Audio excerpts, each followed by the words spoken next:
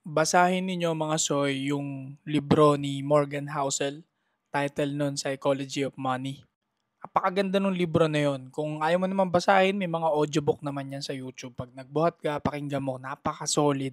Sobrang dami kang matututunan dun sa libro na yun. Isa na dun yung hindi lahat ng sobrang yaman pure hard work lang talaga yun. Hindi.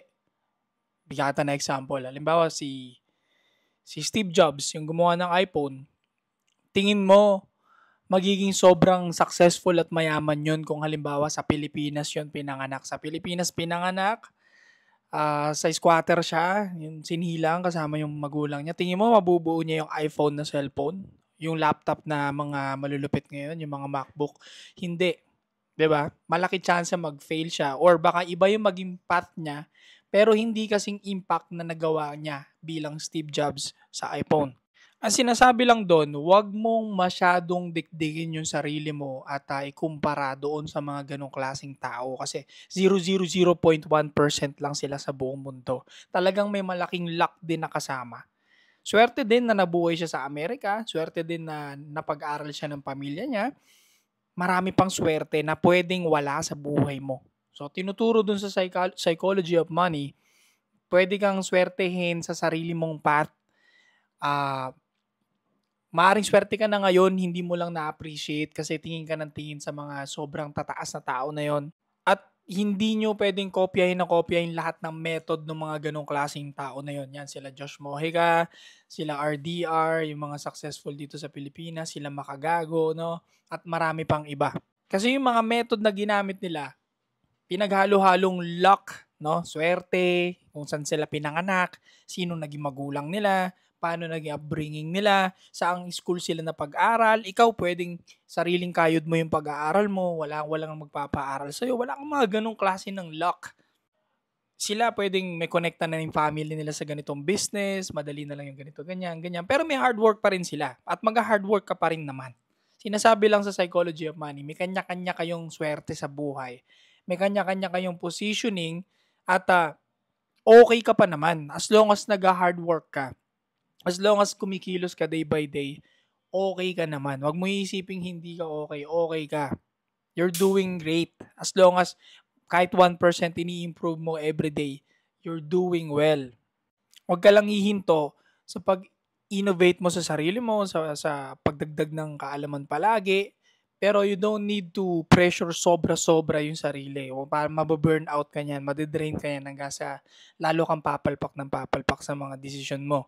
Sinasabi rin sa Psychology of Money ni Morgan Housel, yung wealth sa Amerika, 1% nun, na may 58 million pesos, convert ko na, no?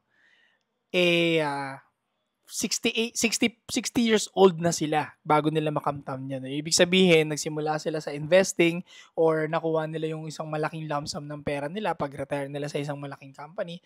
Mostly lang 1% na mayaman sa Amerika galing sa retirement. Hindi ngayong 30s, hindi ngayong 20s nila. So yung mga nakikita mo mga millionaire na ng mga 20s, 20 years old, sila Josh nga, bihirang-bihira yan. Sobrang rare yan. At sobrang laking swerte rin ang dumapo sa buhay ng mga yan. Na hindi niya pwedeng maipapa-apply sa inyo basta-basta. Kasi nga, for example na lang, yung kangkong chips, kung hindi kinain niya ni Ping Lacson ba yun? Sino ba yun? Parang isang politician eh. Kung hindi niya kinain yun, kung hindi na post sa Facebook yun ng mga sikat na influencer, hindi yan puputok. So may lucky pa rin, may swerte pa rin kasi natikman nga ng mga ibang sikat na influencer.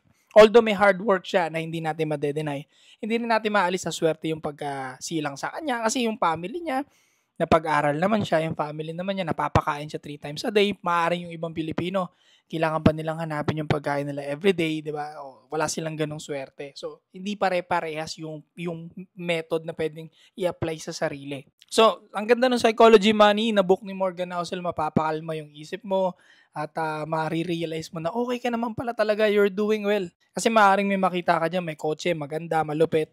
Pero, sa likod pala nun, nagbabayad siya ng monthly, Tapos ikaw halimbawa naka-motor ka lang, naka-wave ka lang pero wala ka namang monthly, wala ka namang gano'ng stress na meron siya. Habang yung isang may magandang kotse na malupit, hindi naman niya ma-enjoy yung kotse niya kasi sobrang busy niya, hindi niya ma-drive, kailangan niyang bayaran yung monthly. At pag siya ay nesesante sa trabaho, hindi niya mababayaran yun, mababatak yun, sobrang stress.